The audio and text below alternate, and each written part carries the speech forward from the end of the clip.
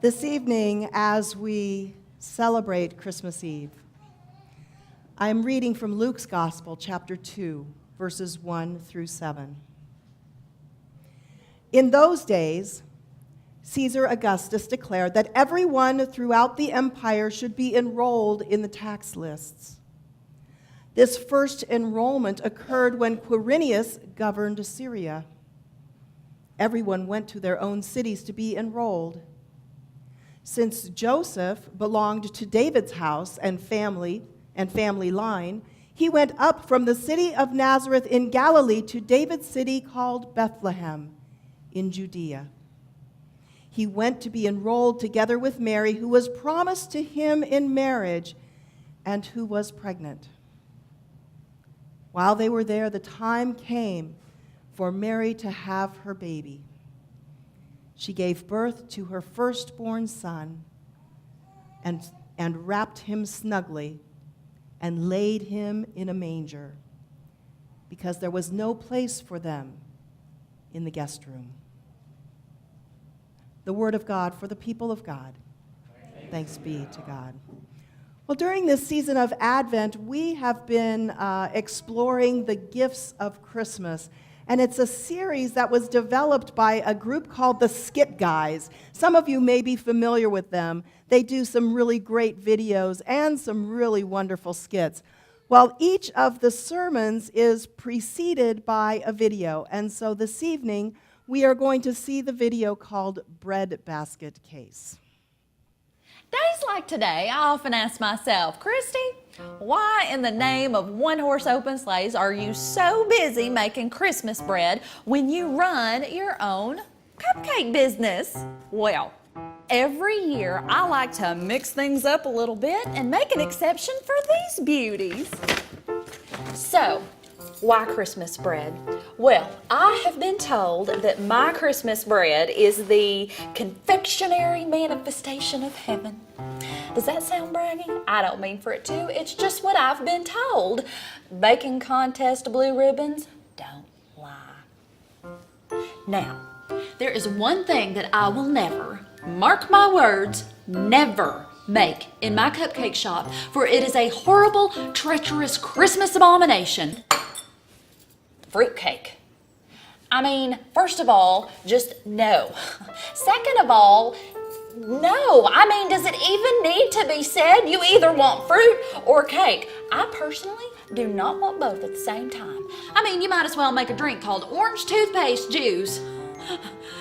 Anywho, growing up, I learned the art of baking from my mama. She would make loaves of this very bread and then wrap them up in beautiful boxes that stacked as high as our Christmas tree. And then I'd get to help her deliver them all over our neighborhood. People love to see her coming. Especially our neighbor, Miss June, sweetest little old lady, liked to talk to mailboxes. Now, when baking for others, my mama taught me that you pray for each person or family as you bake. I know, bread is probably not going to change somebody's life forever, but who knows, right? After all, big things can come from really little places. Like my Aunt Gert, big-haired, tiny woman, drove a semi-truck till she was 82 years old. If you looked in your rearview mirror, you'd just see 2 knuckles and a bouffant. Anywho, like Bethlehem, for instance. Nobody thought a thing about that little old place until Jesus came and just blew the doors right off. Oh, and listen to this. Now, I may be denser than Papa's peanut brittle, but I learned in church that there are actually 2 Bethlehems in Israel. Now, the one where Jesus was born, the one in the south, is called Bethlehem Ephrathah. Bethlehem means house of bread, and the word Ephrathah means fruitful. So, altogether, the place where Jesus was born is the fruitful house of bread. Now, this is not a biblical reference to fruitcake. This is fruit bread. There is a difference. Fruitcake is better suited to anchor a boat than to usher in the birth of a king. Isn't that great?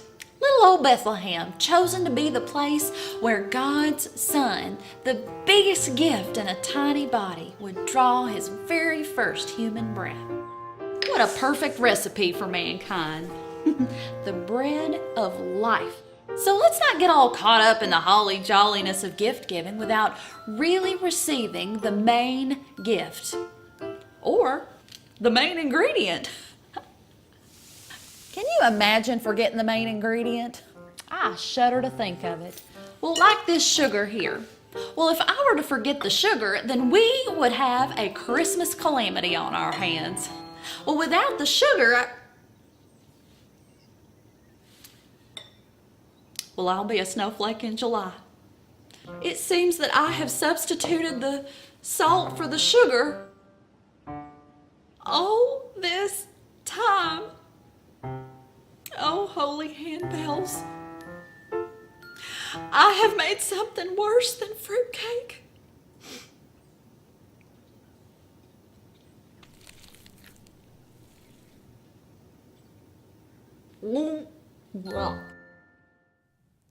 Wonderful things come in small places. Last September, our first grandchild was born. Isn't he adorable?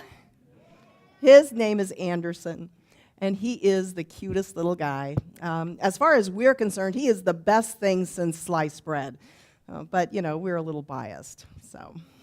Now, as these things happen, especially with the birth of a child, I happened to be out of town when Anderson was born, so I didn't get to immediately hold him the day that he was born.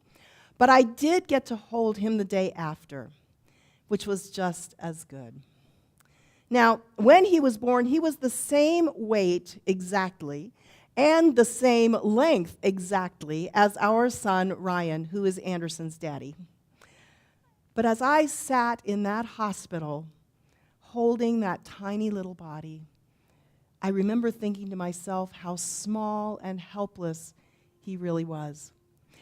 In that moment, he was depending on my steady hands to hold his head and hold his body.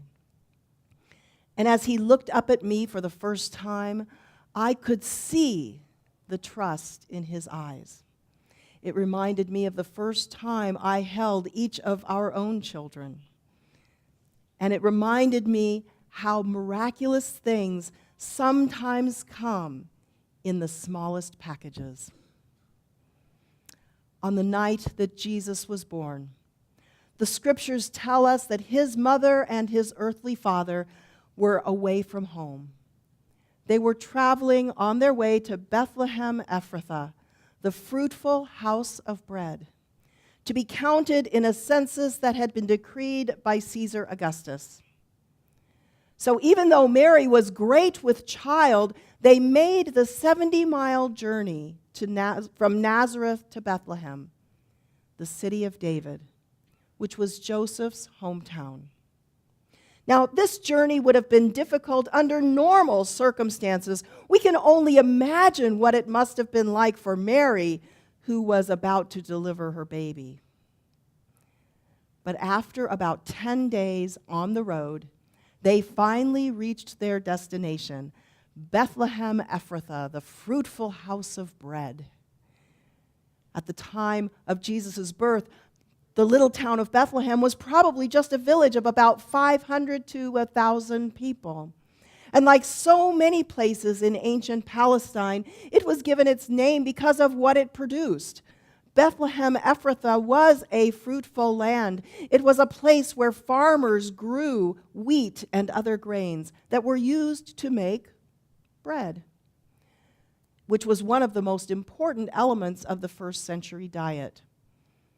In addition to the farmers, it's likely that Bethlehem was also home to a number of millers and bakers.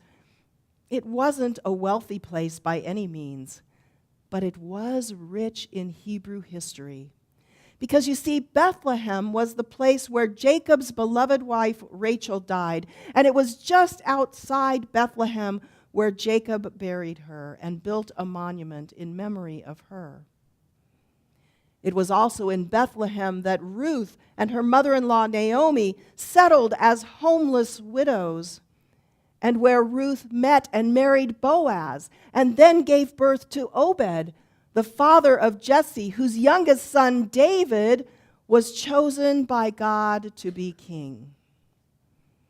And it was of Bethlehem that the prophet Micah said, "As for you, Bethlehem of Ephrathah, though you are the least significant of Judah's forces, one who is to be ruler in Israel on my behalf will come out from you."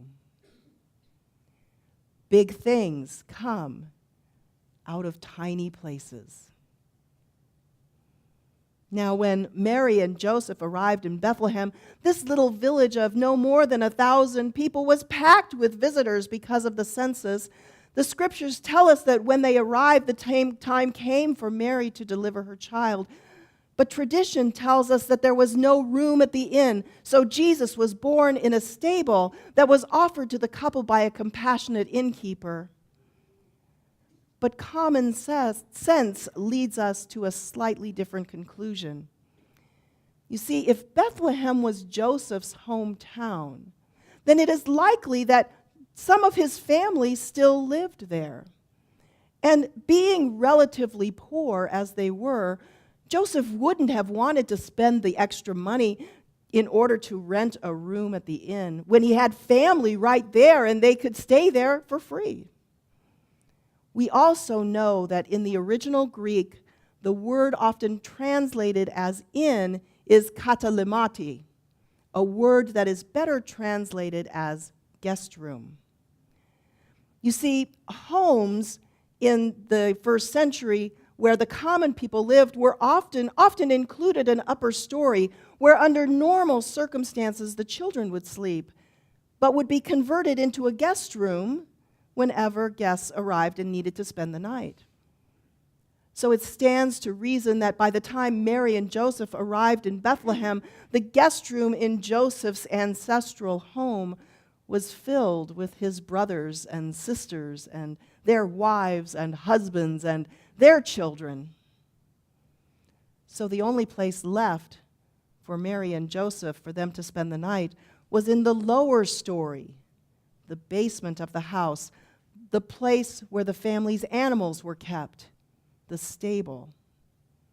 And it was there in the family's stable that the greatest gift to humankind was born. The baby Jesus, the Son of God, a tiny child who would change the world. You know, sometimes the smallest things are the most important things. Take, for example, Christy's bread recipe. In the video, she said the most important ingredient was sugar. Now, I have to agree, sugar is an important ingredient, but I don't think it is the most important. But I would also argue that neither is the flour, even though when you look at a bread recipe, what is the ingredient where there's the most of? Flour. But I believe that the most important ingredient for bread is the one that is added in the smallest amount. I know Carol knows what this is. Anybody else? Yeast or leaven. Yes. You see, without it, the bread would be flat and boring because yeast makes bread dough rise. Yeast also creates new proteins, which add overall flavor into the bread. One tiny package of yeast, about 1/4 of a teaspoon, has the greatest impact when it comes to baking bread. And sometimes it is the smallest gifts that make the greatest impact. As I mentioned with the children, during this Advent season, we here at Faith United Methodist Church have been talking about the gifts of Christmas and how they affect our lives. We've considered the gifts of expectancy, how our expectations about Christmas should bring excitement and joy instead of stress and apprehension. We've considered the gift of grace and how God's gift of grace offers us hope for the future. We've considered the gift of reconciliation and how sometimes a simple apology is all it takes in order for a family to be reconciled with itself. And we've considered the gift of adoption, that gift that reminds us we all belong to the family of God. All of these gifts are really small gifts, gifts that don't cost a lot of money.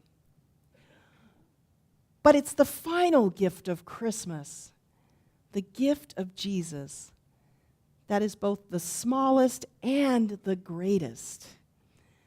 The gift of Jesus came to us in the form of a tiny package. He was given to us because of God's love for us. He was given to us that we might be saved. He is the smallest gift, but he has the greatest impact on our lives.